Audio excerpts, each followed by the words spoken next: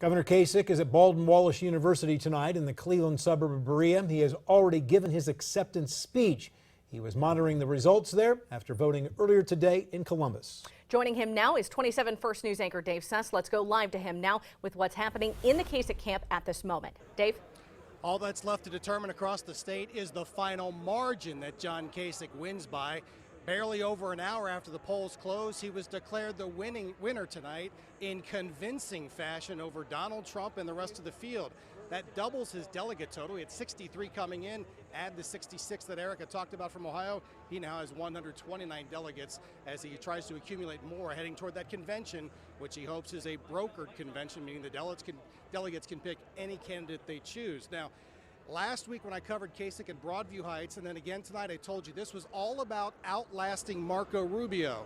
Well, since he dropped out of the race tonight, Kasich believes he can secure his delegates. In fact, he believes he's the choice by a 3-to-1 margin over any of the other candidates to get Marco Rubio's delegates.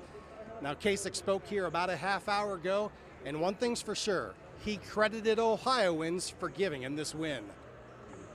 But to have people believe in you and to believe that you can bring people together and strengthen our country, I have to thank the people of the great state of Ohio. I love you, is all I can tell you. I love you.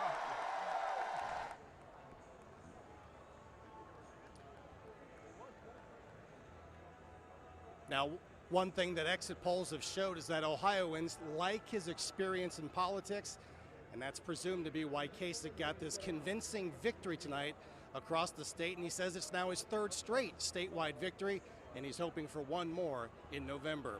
One more note, why Berea? Why here tonight? Well, the campaign managers told me it's because it's so close to Cleveland, where the Republican National Convention is being held. In fact, this building where we're standing, it's on Tressel Street, named after Lee Tressel, father of Jim Tressel. Lee Tressel won a national championship here in 1978. Of course, Jim Tressel won 4 at YSU, and Jim introduced John earlier this week when he was in the Mahoning Valley. More for you coming up at 10:30 from John Kasich's acceptance speech, his victory speech, tonight here in Berea. On the campus of Baldwin-Wallace, I'm Dave Sess, 27 First News.